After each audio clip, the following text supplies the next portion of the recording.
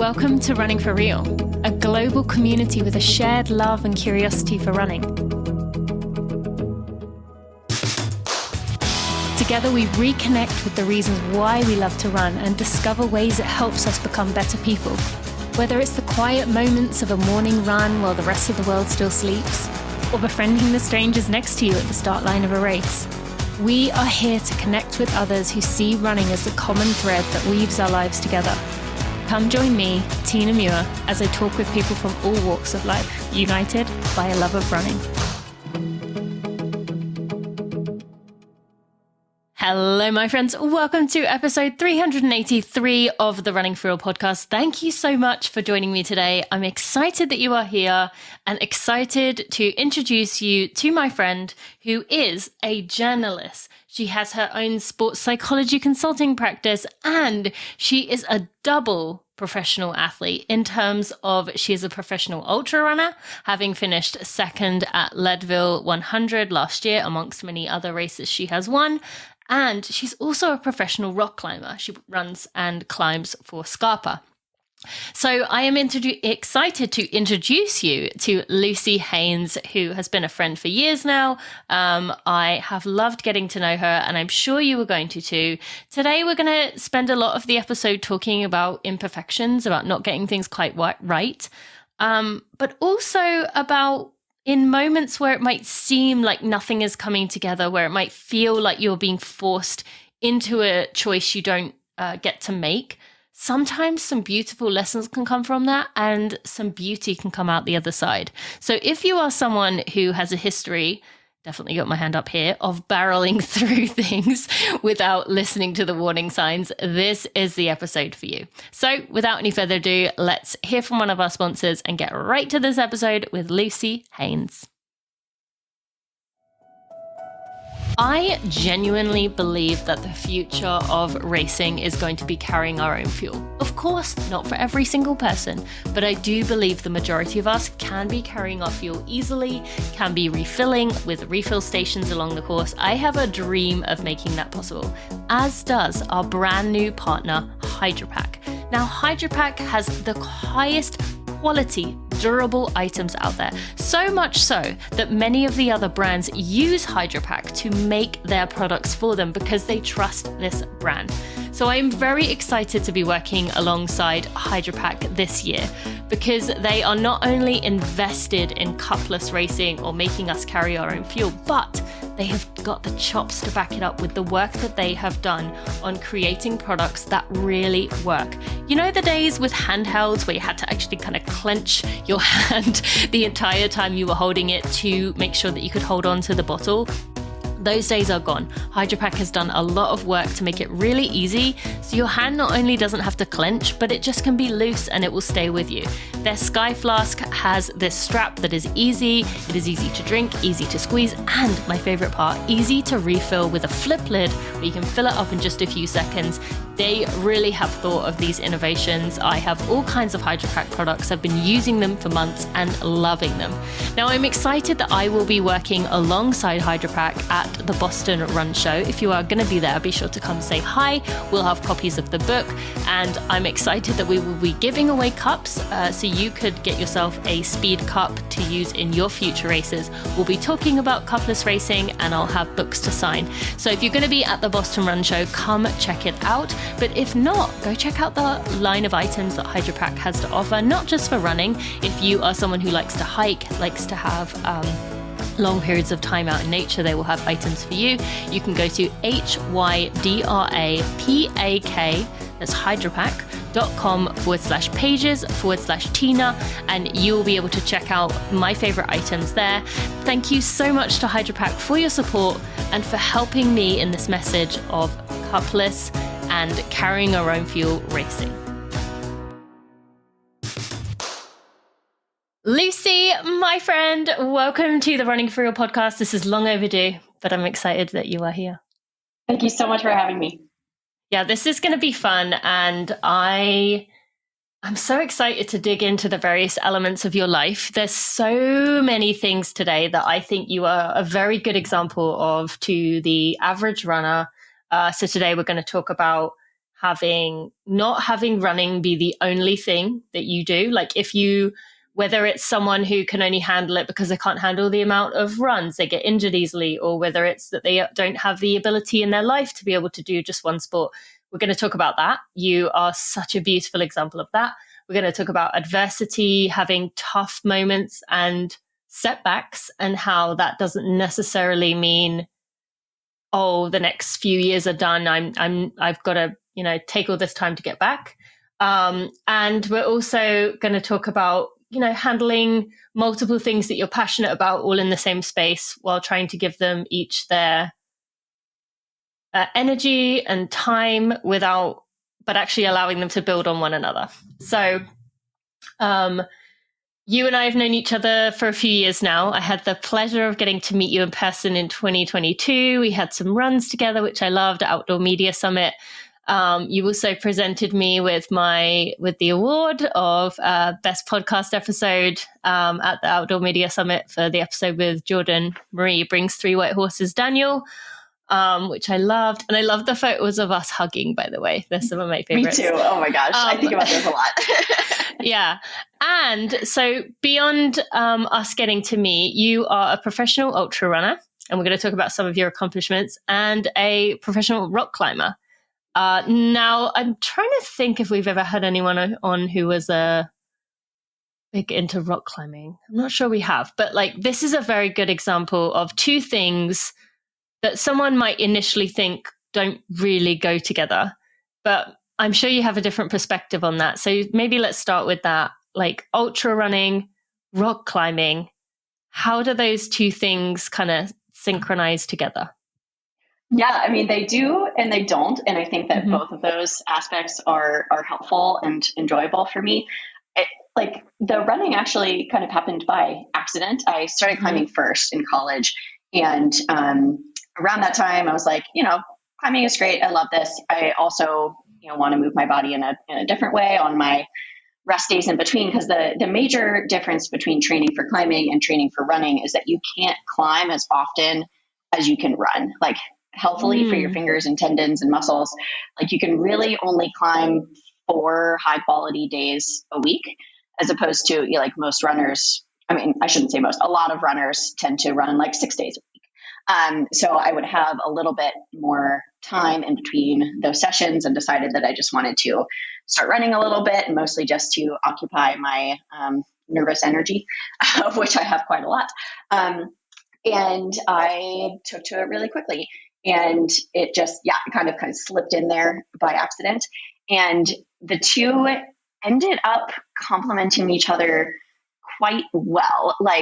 Mentally, at least, I like to say that when I'm running, I can think about everything. And when I'm climbing, I can think about nothing. And both of those elements, those two extremes, are each really helpful for my brain in their own way. And I don't think I necessarily landed on exactly why both of those felt so good in different ways until recently. And that's kind of what I've settled on, is that running lets me think about everything in an organized fashion, and climbing lets me think about absolutely nothing in an equally organized fashion. So it's two very different types of focus. And I'm definitely kind of an all-in type of person. So with both of those, I quickly realized that I didn't want to take either of them just casually, because my version of fun is kind of seeing how far I can take something, and how much of myself I can find in that thing. So there was no half-assing it for me from the very beginning. They both kind of built on each other. The nice thing about physically with climbing is that it takes care of a lot of the strength training that a lot of runners miss, and that I personally hate doing. It's really hard to get me into a traditional gym and lifting weights. And so, I do still have to do a little bit of that, but the climbing is very helpful for taking care of a lot of that. So I don't have to do nearly as much as some other runners probably should for injury prevention.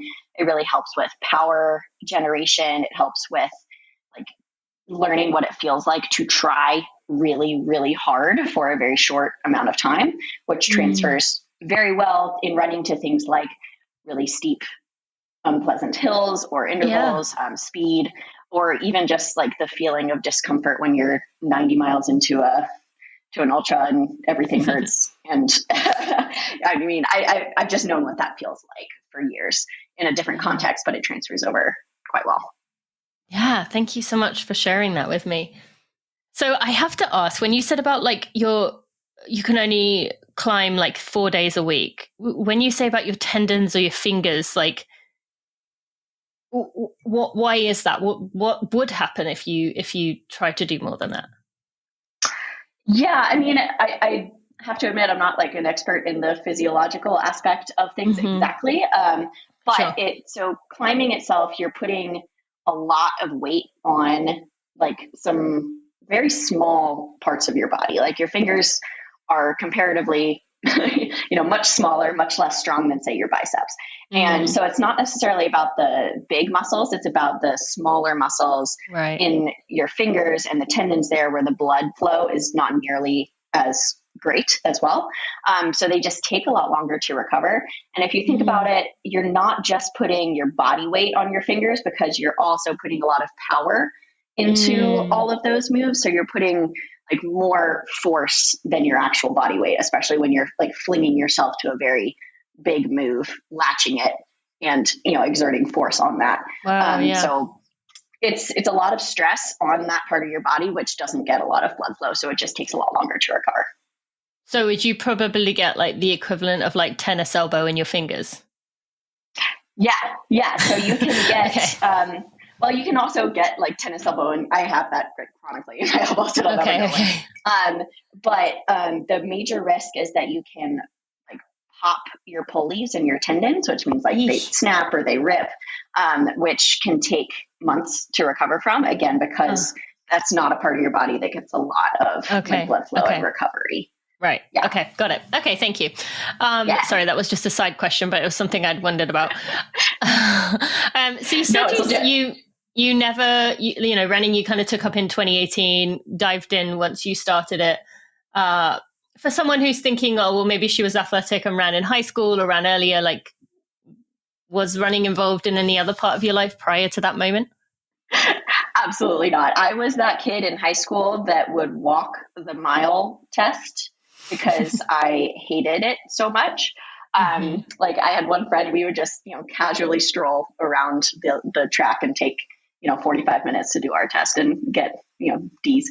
I really disliked it, but I have always been active in kind of non-conventional ways. Like I grew up whitewater kayaking with my dad, and swimming as well, and hiking. So I really enjoyed just being outside and being active in those like higher adrenaline type sports. But yeah, I never really considered myself a runner.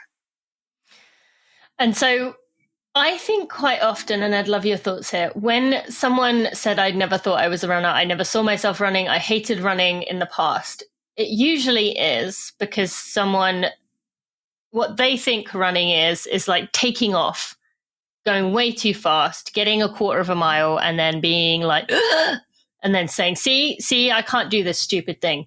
Whereas when most people give it a second chance at some point in their later life, they go, someone holds them back, or they go in a group run or something that forces them to start slower to where they are like, oh, I mean, it's not saying it's not hard to start with, but it's not a running for the bus kind of all out effort for a quarter of a mile and then stop kind of thing. And so what was it for you, if you were that person walking the mile, that allowed you to kind of give it a chance in 2018? Yeah, that's such a good question. I think that a lot of it was that I didn't think that I looked like a runner. And technically, I am not like, quote unquote, naturally built to be a runner. Like I build muscle pretty easily. I'm very short. I'm like barely 5'1". My legs are proportionately like short for my body. I don't have this like long, lean Giselle type build. And I think that, when I compared that to the other girls in my high school or my college that were running track and cross country, even my sister, like she ran cross country in high school and she looked very different than me. And I think I just naturally assumed, okay, well, that's not my sport. I don't really want to like try and make myself feel bad type thing. And, that carried over for a long time. And then, speaking of what you just said, yes, I think that it really took saying, I'm just going to see what this feels like for me and not for, the person that I feel like I should be in order to run. And I remember someone telling me during my first few runs when they did feel extraordinarily hard and I just felt down on myself and just wasn't having a great time. They told me, when you're running, it should feel not effortless, but you should feel very loose. They were telling me like your hands should be they shouldn't be clenched. You should be able to put something in your hand and it would slip right out when you're running. And that was one of the first cues that I used to actually find like an effort level that felt sustainable and that made running actually feel good and flowy, is that, I would try and release all of the tension in my upper body so that if I did have something in my hand, it would slip right out. And that kind of helped me just simmer a little bit and find what felt sustainable. And then how quickly did you go from that to like it kind of coming together enough to where you thought I'd like to do some kind of race? Yeah. It came very quickly. So I grew up in Virginia and then I moved here to Colorado in 2015, right after college. Kind of bounced around for a few years and then, was just kind of dabbling and running, but not really taking it seriously at all. Ended up moving a little bit further west to Eagle, Colorado, which is right near Vail, in 2018. And that's when I really started to pick up running because I lived literally 2 minutes from some of the most amazing trails in the Western Slope. So I really just didn't have an excuse. And I just started spending so much more time out there, realizing that I loved trail running and the act of trail running so much more than I enjoyed running on roads. And it just kind of unlocked this new perspective on running for me, that it could be more of this adventurous mindset, that it could be more varied. And, I'd have more mental space. I found more mental space on the trail aspect of things. And I ended up, just kind of seeing a lot of progression without really trying, and ended up deciding that I wanted to run a marathon, but not a road marathon. I wanted to just dive right into the trail world and did the Leadville marathon that year, or maybe it was the next year. I think it was 2019. But after doing that, I was sold. I think I signed up for my first 50K 2 days later, which was definitely a struggle bus. That was later that summer. But, I remember finishing that race and saying I was never going to do that again. And then, ended up going out for a run after I'd recovered from that race and realizing that, that's the cycle and that's part of the enjoyment, where you get into this deep pit of this is terrible. I don't understand why I'm doing this. I'm never doing this again. And then you finish and all of it kind of has a chance to sink in, and you realize, oh, that was part of why I want to do this again. I want to get that deep into myself and that raw and that, that uncovered. So from there, it just happened really quickly.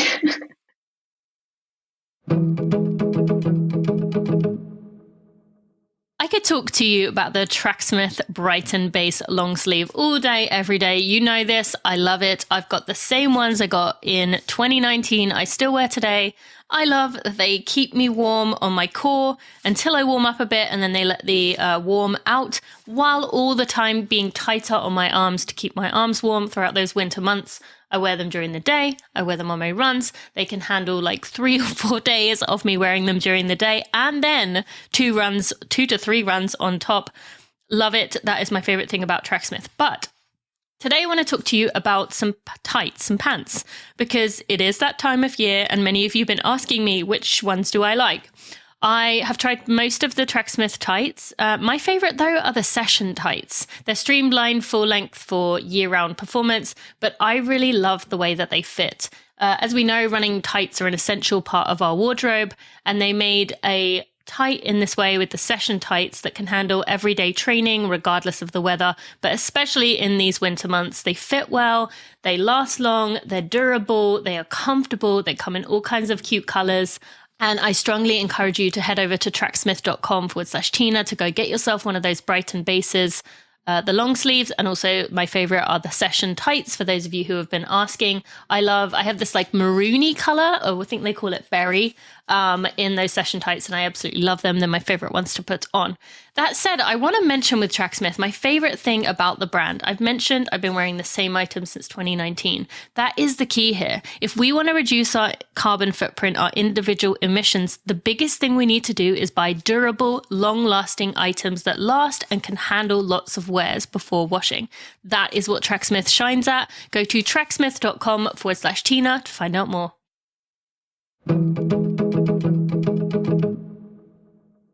Yeah, and I love hearing that. I love the way you explained that just there, that it is part of it.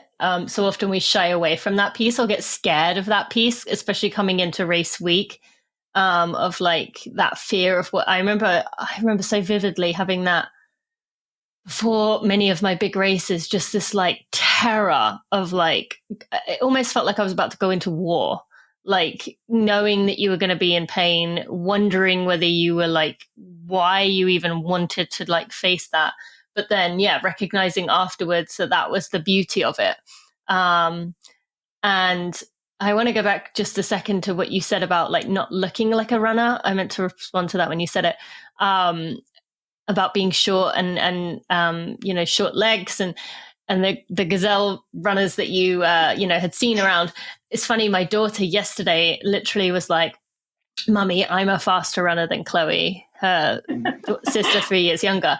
And I tried to like steer them away from that conversation because I actually have a feeling someday Chloe is going to catch her. But anyway, I was like, "So why do you say that?" And she was like, "Because her legs are shorter than mine."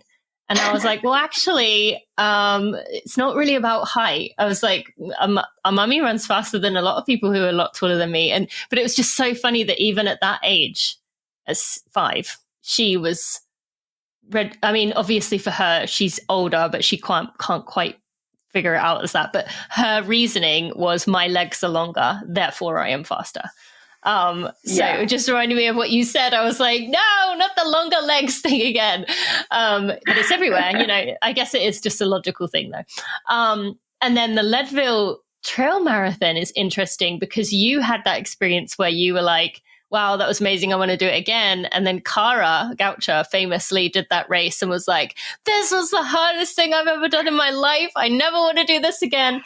So, I mean, that's such a good example of like expectations and where your mindset is at, which we can obviously talk about as you have your own sports psychology consulting practice, which we'll talk about later, and the mind piece of this. So that year you finished 45th, 2019 in the Leadville Trail Marathon. We're hooked at this point. Fast forward 4 years and you finished second in the women's trail 100 miles, Leadville 100 trail run, in just under 24 hours. And I don't know if you looked at this afterwards, but I actually texted you like 2 hours before you finished, saying well done, because I was just so confused with the tracking when I was looking at it that I was like, she won. Oh, sorry, not she won. When you were second, I thought you'd already finished, and so I was like, oh, she did. And then later on, I was like, oh wait, she hasn't finished yet. She is still in second, and you did finish in second. But at that moment, I sent it at the wrong time. But then I was like, oh, now I can't unsend it. So maybe you didn't notice. I didn't see that one, but my dad did the same thing because he lives in Virginia and he was tracking it, and I think there must have been something wrong with the tracker. And I remember seeing his message come through on my watch, and it was like, "Congratulations, you got it!" And I was like still like 10 miles away from the finish, and I remember audibly just being like, "Oh my God, I can't believe you just did that to me!" Like I was so mad. Oh yes, I can imagine. Not in like an actual mad way, but like when you're exhausted and all that. So I mean, really it was like 1 a.m. when you were doing that. Oh yeah, that was a fun time. So there's a few things I want to talk about with that. One, I want to go into mindset. I want to go into the fact that you like sports psychology. You have a consulting practice. You this is one of your things you're proud of, and yet there are still struggles in there, which I want to talk to that. But first, that jump from 45th in the marathon to second in the 100 mile, which is the one of the I mean, I don't know, you can tell me. It seems like that's the pinnacle event of the year for the Leadville Trail Series. Is that right? Like that's everything kind of culminates in that one. Okay, yes. So, but that sounds like, oh wow, she just progressed, realized she was really good at it, kind of got better. But actually, for you, a year prior to that, you would never, ever, I'm assuming, have thought that would have been possible. So tell us about 1 year prior to finishing second in that race. Yeah, so there's an interesting timeline between those two for sure. I remember I finished the Leadville Marathon and I ended up getting 10th in my age group at that time. And I remember that surprising me because I didn't, it's not to say I didn't try in the marathon, but I was definitely not trying to race. I was more having that this is my first marathon. I just want to finish and see what this feels like. And I remember, finishing, seeing that I got 10th in my age group and being like, oh, that's kind of interesting. I wonder what could happen if I put more effort into it. And at the time, I think I was only running 3 times a week because it was still on the side of climbing. And so I was like, man, I really, I have so much room to advance things here. I wonder what could happen. So I spent, after I did a 50K later that year, was still kind of on that 3 or 4 running days a week schedule. And by the next year, after that finished, I ended up hiring a coach for the first time and just, adding a little bit more structure to my training and realizing that I had been doing, so much that was just putting my body under too much stress at the wrong times, not enough stress in certain aspects and too much in other aspects. So having that really helped. And the following year, I ended up signing up for, that was the year I did the Leadville 50, the Silver Rush 50 that's in Leadville. And, after just a few months of having a dedicated coach helping me, I ended up getting 6th overall female in that race. And that was, a huge accomplishment for me. I felt on top of the world. I was like, this is my first race of the distance. This is my first race where I'm actually taking something seriously. And I was just full of energy, full of life, full of joy, full of pride. That was a huge day for me. And then right after that, I really started to struggle again with a long eating disorder history that I've had since college. I didn't really realize over the course of building up to the Silver Rush 50 that year that I had not been fueling myself as well as I could have. I really thought that I was kind of sticking to good habits.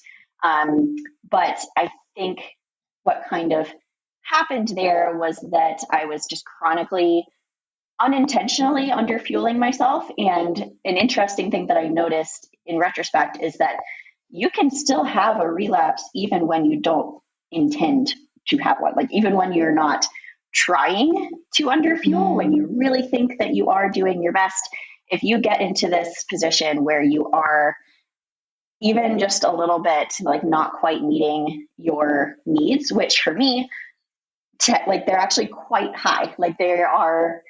It's always surprising to me how high they are because I'm small and I always assume I don't need that much, but then I have to factor in 2 sports that I train many, many hours a week for.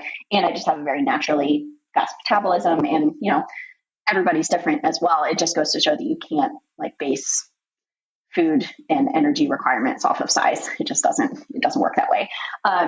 Anyways, so I just, was going by kind of the wrong estimates. I was even working with an incredible dietitian at that point who I still work with, Kylie Van Horn of Fly Nutrition. And both of us underestimated what I needed. That's just how much my body needs. And neither of us knew that. And it took us a long time to figure that out. So I accidentally was underfueling myself just a little bit, and it built up and built up and built up to the point. So how did you know that? What made you know that you? Yeah. I didn't know until after the race. And that's when I figured it out, because I never recovered from that race. Like, I didn't bounce back. I took time off, like the amount of time that you should be taking off after a long, hard pinnacle race. I had another one later, like 3 months later, planned another 50K. And I ended up having to drop out of that, because even 2 months after the Leadville 50, I felt like absolute poop, like crap on a stick. I didn't have any energy. I was irritable all of the time. My weight had gone down, though that's not always, the number one sign of having a relapse, but that was a symptom for me. My hormones were in the tank. My focus was nothing. I was, couldn't get anything done during the day. I could barely get out for my training. And for me, when I am struggling, I can usually still get the training done, sometimes even to like a high level. And it's the rest of my life that suffers. And so that's kind of the first sign for me. But after this race, everything was suffering. Like even the training, even the thing that I pour most of my like life energy into. And that was the point when my dietitian and I realized that we had kind of dug myself into a hole. And like, even with that, how did you get to that it was food? Was it like you obviously had taken the rest, you'd taken the time off, like, how did you know it wasn't like overtraining? Like, did you have other symptoms that, obviously you said the irritability, but like other signs that pointed that way? Or was it kind of almost like a factor of elimination of like, this has to be it? Yeah, that's also a really good question. And for me, my eating disorder was always wrapped up in both food and activity. So, I would underfuel, but then I would also over exercise and overtrain because my brain absolutely loves movement. Like kind of like what I was saying earlier, it loves that feeling of getting to focus on nothing or getting to focus on everything, like in an actually organized manner, because it doesn't do well in between those two things. So what starts as good intentions of, I just want to feel like I can think straight. I want to feel like I can silence these voices and, have a moment's peace. That turns very quickly into an obsession where I feel like I can't function when I am sitting still. So it was, long story short, I think a combination of the two, where I was sneaking in extra runs and extra miles. Like I remember lying on my training log that my coach would look at, and I would say that I had done 3 miles less than I actually did. Like I would stop my watch so that she couldn't see it on Strava, and then do it like on my own. And I don't do that anymore. That was a big turning point for me. It was realizing that, if you're working with someone that's trying to help you improve your performance and your health, you can't lie to them. That kind of defeats the purpose. But yeah, so it was a combination of the two, where I was definitely not eating enough for what I was doing. And then I was also kind of trying to get these like bonus miles and bonus time that was not serving me. It was just cutting me down. Were you telling yourself in that moment that was extra training? Like, were you kind of pushing that into a performance mindset, or were you not thinking about performance in that time? I think I was telling myself it was for performance, that I was doing it to get better, and that it wasn't a problem because it was just that I cared so much. And that was definitely like a lie to myself. Yes. Yeah. So. Okay. And so the reason I ask that is because I just wanted to set that up there, that like, okay, so you and Kylie figured out that's what it was. Then what happened? Yeah, so I was displaying all of these signs of RED-S, relative energy deficiency in sport. And I was so adamant at the time that I was not having a relapse in my eating disorder because it wasn't intentional, supposedly. But then, after realizing that and coming to terms with things, I understood, hey, yes, you can still relapse even if you didn't intend to at first. Like unintention can turn into intention over time. And that's kind of what happened. And we decided, when I did have to pull out of that fall race, that, we've been talking about it for a bit. I wasn't wasn't blind. I wasn't completely ignorant. I hadn't gotten my period in years. Like it was an issue, and I was just putting it off and putting it off and putting it off. And at that point we decided, we're not going to put this off anymore. We're going to try and get to the root of things. And I thought it would just be a few months. I remember getting like my first signs of a period that December, which was only like 3 or 4 months into like taking a slight reduction in my running. I was still running, but I wasn't training. I wasn't including any speed work. I was limiting my long run miles, but I was still running and climbing. And, I got symptoms of it without having the actual period. And I was like, oh, cool. So I'm almost there. And, that was the first, misjudgment. It ended up taking over like almost 2 years after that, if not more. I know the timeline seems a little off. So I took about a year, I think a full year off of actual training. Most of that time I was still running to a lower level.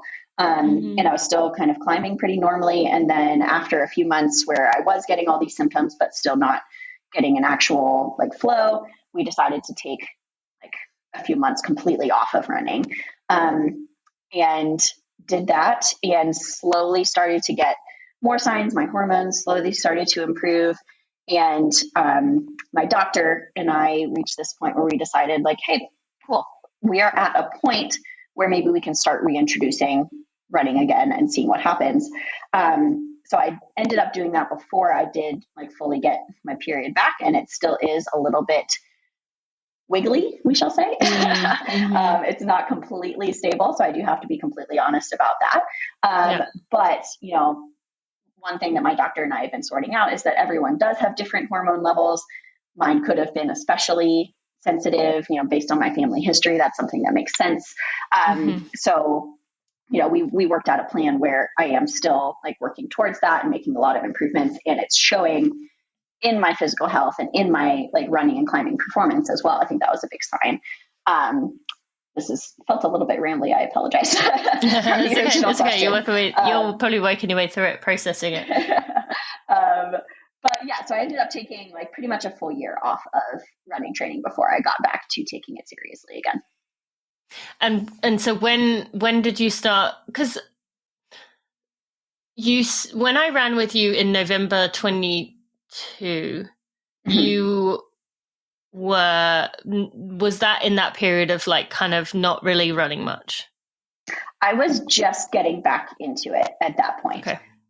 So at that point I was, I think I'd started in October, I want to say, running again a little bit. And this is after the full time off. When you took, okay. So I took all summer off of running completely that year. And, definitely saw a big spike in my health. So that was a good sign. And then it was easing back into it in the fall. And I think right around when we met and running together, I was just starting to incorporate more structured training again.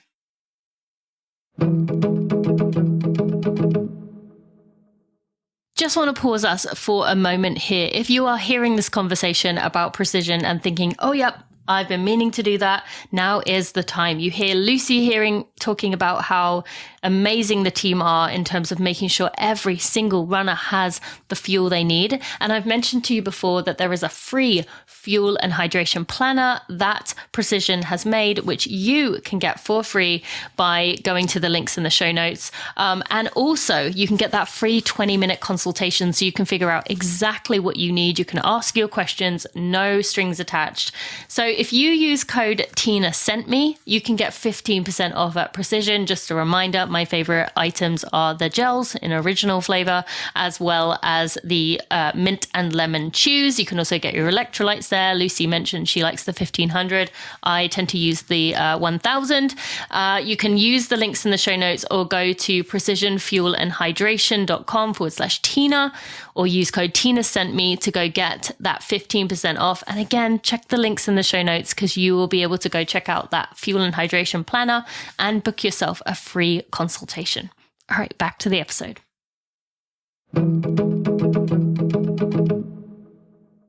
Right. So, and my point for mentioning that is that, like, you took this time off, you took a few years of really backed off. You got excited about something, about running and what was possible for you. And I want to add a side note for anyone listening that for Lucie might be getting up to the top level of ultra running. For someone listening, it might be getting start wanting to train for a PR. You start wanting to think about breaking 4 hours, breaking 5 hours, running a BQ, whatever that might be. You started getting there, had to step back. In that moment, it's very easy to be like, this is not for me. This might even be where you get a doctor that says running's not for you, or you start to think like, maybe my days are behind me. Maybe I'll just think about something else. But you just kind of like let it happen. You took that down. You took time off, started running again in October of 22. And so the reason I want to mention that is, when was Leadville? August 18th, 2023. Yeah. So that soon after you started with all that downtime, all that time off, things came together for you. And for listeners, while it might not be second at Leadville in the 100 mile, for you, it doesn't mean that it doesn't mean that when you go through all these tough periods or have a relapse or something goes wrong in a big way, especially in a health way, that it can't come together while you're still finding your way through. So even though, even as you're sharing and being honest here that you're still working through it, you're still trying to get it very regular, it doesn't mean you can't achieve along the way, can't chase for things along the way. You obviously have to be very careful with whatever that is challenge you're working through. But yeah, is there anything else you want to say on that? I just think it's an important point to mention because it is so easy. And especially as I'm going through this, like Leadville for me that weekend was when I finally was like, okay, my heel is really not okay. And since then I've been kind of flailing around. And so I'm in that period too. And so, yeah, anything else you want to add? Yeah. And so that year, a few months after I started training, like the beginning of 2023, I ended up getting first in my first race, which was a 50K here in Colorado. I got first in my first 100K a few months later, and then got second at Leadville as well. And that year I also sent, which is climbing lingo for like it's basically what you're trying to do on a climb. The same as a race. Like you're trying to climb it without any falls. Sent, like sending. Sent, like SENT. SENT. Okay. So that's the lingo for when you do a climb without falling. And I ended up sending my hardest ever climb, a 514A, that summer as well. So this whole year has been an incredible, like it's offered me this sense of reassurance that I did the right thing, because in the midst of that, it was like, you give me more credit than I deserve. Like I was an absolute mess. I did not want to take that time off. I was so mean to all the people around me, to myself. Like it was a really, really hard time for me. I had to completely relearn how to function as a respectable, kind, functional human being without having the structure of training in my life that I had built things around. And, I was having a relapse. I was really everything was tied into this movement, to this eating, to feeling like I needed to do things to deserve to eat. It was a really low, really, really low time in my life. And I think that, every day of that time was a struggle to get through. It was days where, I would wake up, and the second that I would wake up, I was just praying for the day to be over, because I couldn't stand to be awake and alive in my body that didn't feel like mine, in a life that didn't feel like mine. And, all other aspects of my life are kind of falling apart. Like I almost lost my relationship in the midst of my relapse. I struggled with my relationships with my family. I didn't really have any friends. So when I decided to take this time off and to step back and recover, it wasn't like I was doing it. It didn't feel like a choice. It felt like I had to. because otherwise everything was just going to keep unraveling and I was, going to lose everything that I cared about and probably die. It was kind of at that point where it was not a choice and it felt very forced upon me. So I say all this just to be very clear that it was not this like, oh yeah, I'm just going to take a step back and it'll be totally fine. I was not chill about it. And it took a lot of work. And when I was coming back and starting to see these really rapid improvements, not only from where I started, but from where I had left off, both in my like physical performance and in my like mental health and my mental reaction to that physical activity. I didn't feel the same fatigue. I didn't feel the same dread. I didn't feel like my legs were made out of lead every single day when I woke up. Like I felt excited. For someone that hates like speed work, I found myself laughing during intervals and like enjoying it. And that all of that combined with like the performances in my races that year and my climbing performances, all of that was just exactly what I needed to show me that I had done the right thing and I had made the right choice. Not only for performance, but because it was just this huge sign that my body was responding well and that it trusted me again, and that it wasn't just on the verge of falling apart. So what do you take forward with you from what you've learned over this last 2 or 3 years in terms of like that time, the forced, like you just said, doing the right thing, but how do you take that forward with you, knowing that, I'm assuming you're back up to a higher mileage point now, that like it could happen again for you.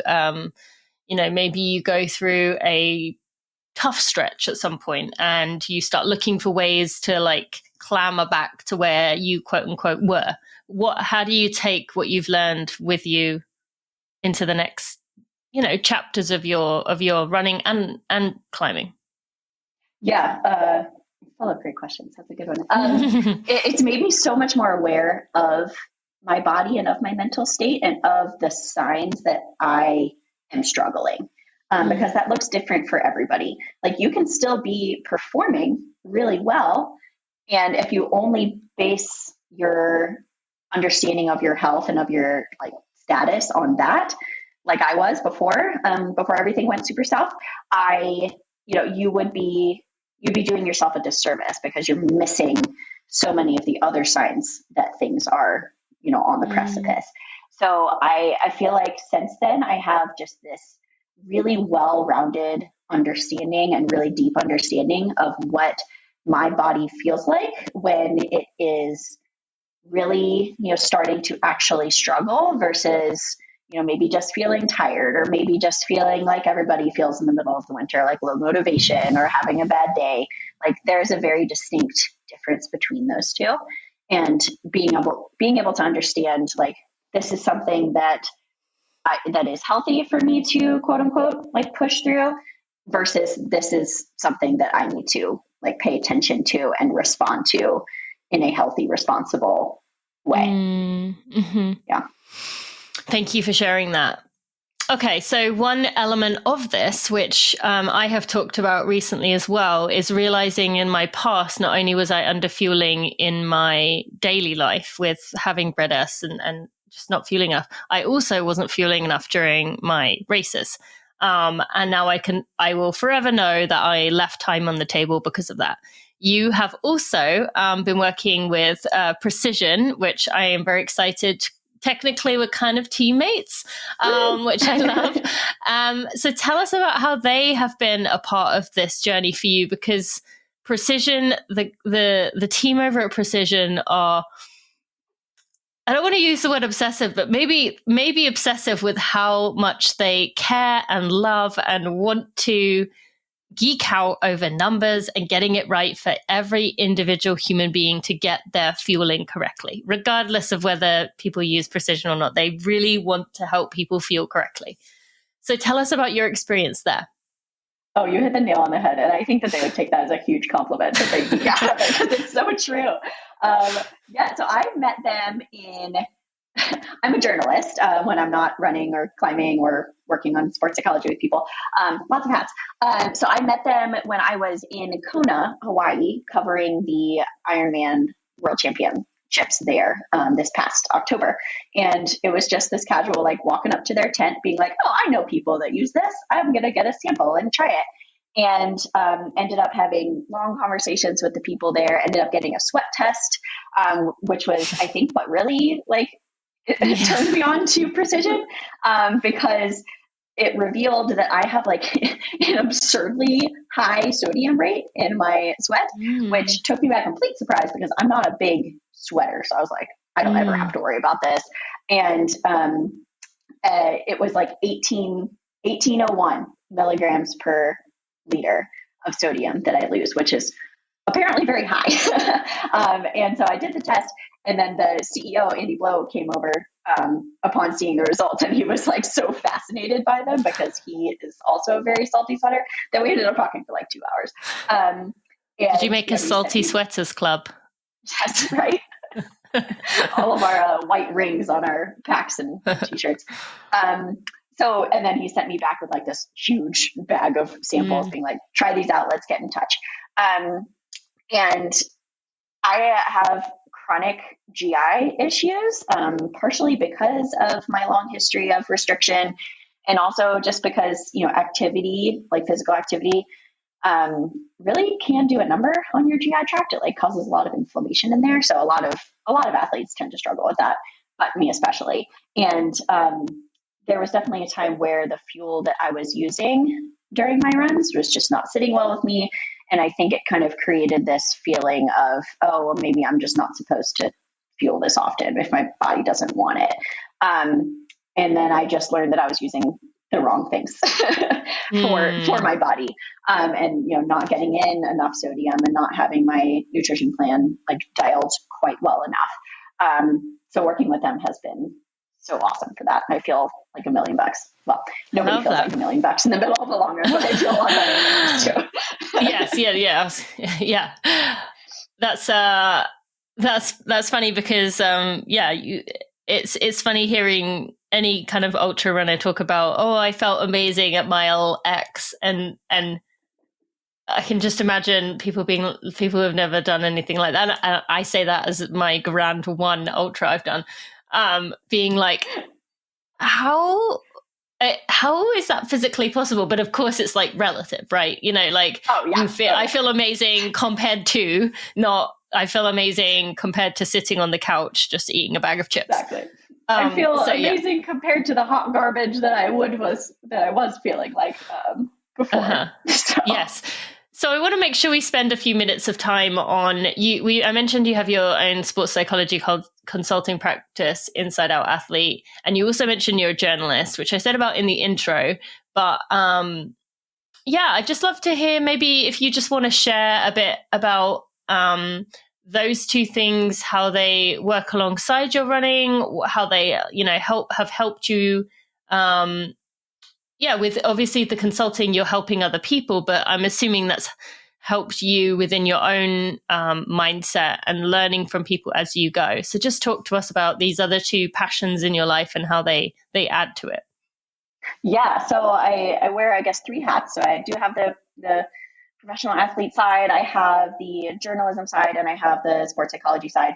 And the cool thing is I need to get you to say that again, Lucie. When you said professional athlete, you looked down and very unconfident. So I need you to look me in the eye and say, I'm a professional athlete. I know people catch me. It is hard for me to say because, I'm not making my full living as this. And so I like to, I don't like to, but my brain does not like to use I that hear you. word. But I am way. trying to say it more because that gives me more permission to put my life energy into it. And I care about it. So why not? Yes.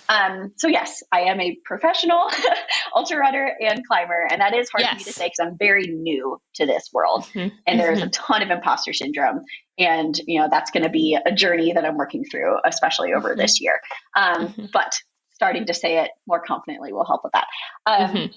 Yes. But so all 3 of those hats, like they weave together really quite well. My journalism is all within the outdoor industry, and a lot of it has to do with like running and climbing specifically. And then with my sports psychology practice, I'm also working with outdoor athletes, mostly runners and climbers.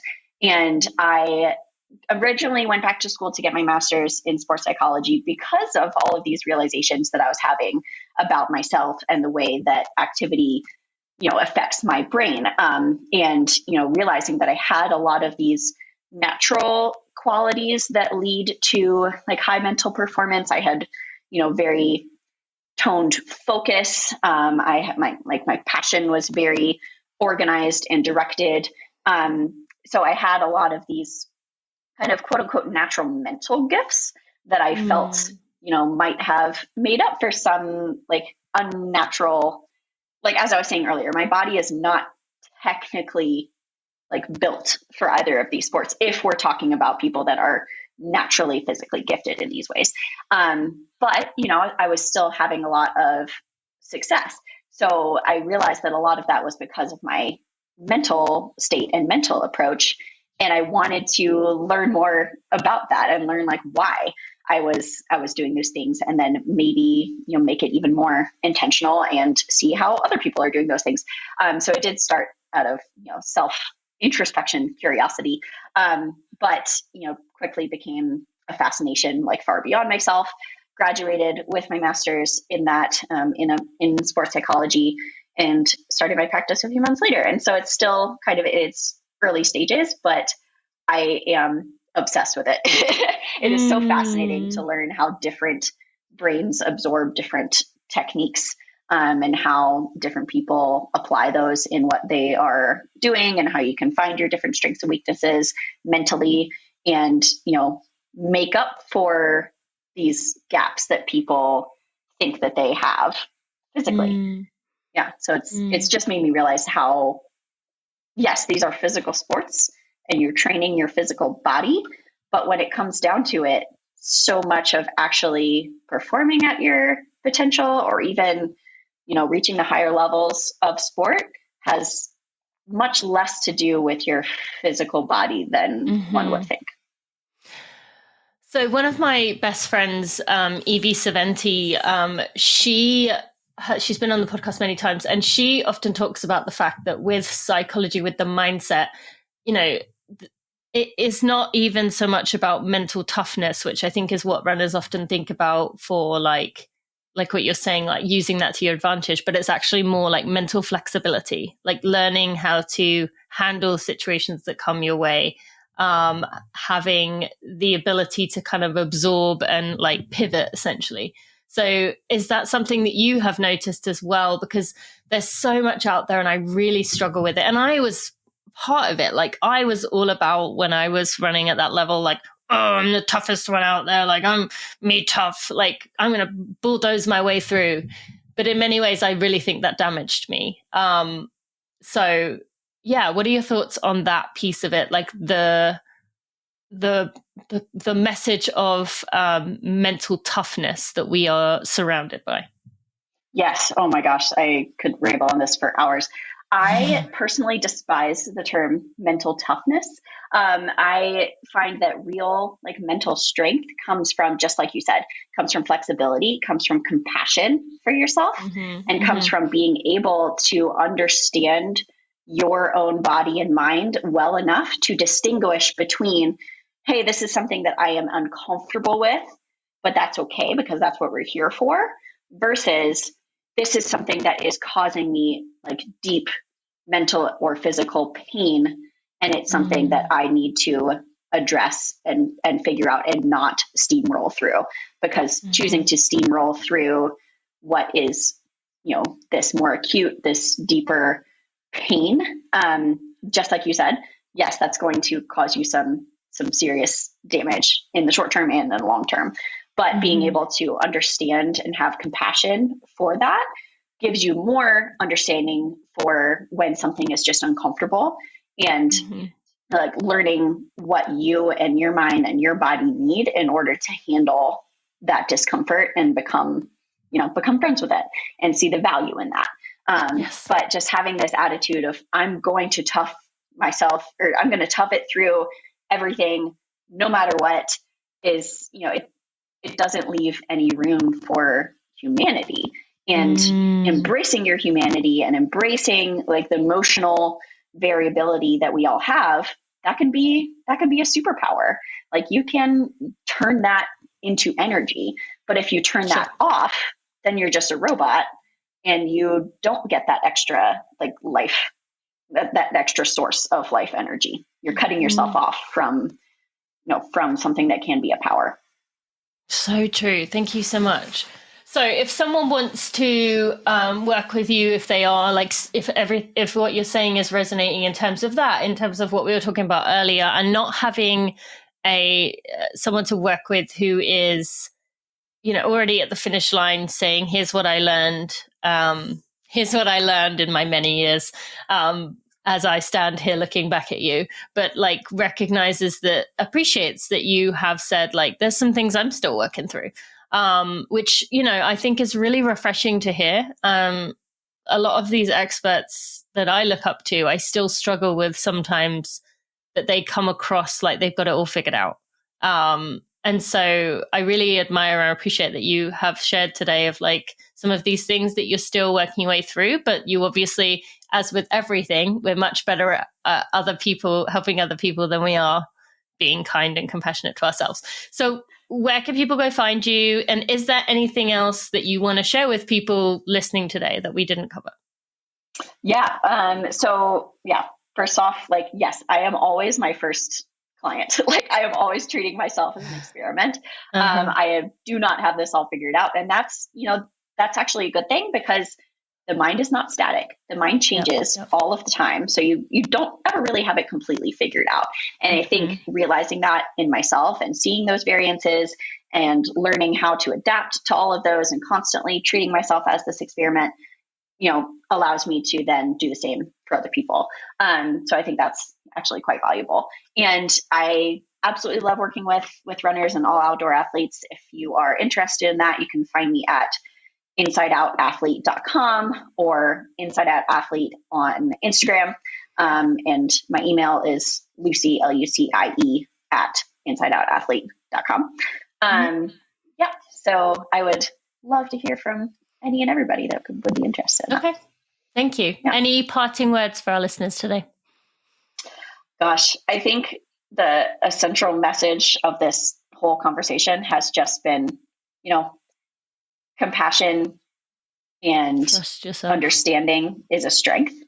It's not a weakness, and learning to retrain the brain to see it as a strength and, learn this skill of listening rather than always pushing through, always barreling through. It might feel like a step back in the moment. But if you zoom out and you look at it, with a wider perspective and with that compassion, it just leads to massive improvements over the long term that you wouldn't get otherwise. So true. Thank you so much. Beautifully said. Lucie, appreciate all that you've shared with us. Appreciate your friendship and can't wait to see where you go next. So thank you for joining me today. Thank you so much, Tina. Before we go any further, I just want to give a quick shout out to the Running for Real team. Without them, I would not be able to do barely anything compared to what I'm able to do today. They are behind the scenes. They are there for me. I am just so appreciative of them. To Jeremy Nessel, our podcast editor, audio consultant, and someone who's been with me since the start. To Sally Pontarelli, our content and operations manager, who is there day to day doing all the things to help me be successful. To Kelsey Wang, our head of design, and Louise Murphy, our associate designer. And finally, to Sandy Gutierrez, our photographer and content strategist. I am appreciative of all of you and wouldn't be able to do what I do without you. Oh, I really love that conversation with Lucie, and I just appreciate the fact that she recognizes she's a work in progress. It is so frustrating when we're surrounded by people who have this kind of energy about them that says, I'm already at the finish line. I love that Lucie is sharing her journey as she goes, and she's helping other people along the way. I will have links to what Lucie talked about, ways you can go find her in the show notes at runningforreal.com/episode 384. 3. There will also be links in the show notes to go check out our brand partners for the day, including Hydropack, our brand new partner, Tracksmith, and Precision. I will have links with discounts to all of those brands there in the show notes. And also, if you have not yet left a review of Becoming a Sustainable Runner on Amazon or Goodreads, I would really appreciate it. That is something I really need to bulk up the numbers. It's going to help me with future opportunities and the work that I do. I would be so grateful if you could do that if you've not already. And those of you who already have, thank you so much. Again, there'll be a link for that in the show notes at runningforreal.com/episode 383. Thank you so much for listening. I will see you next week.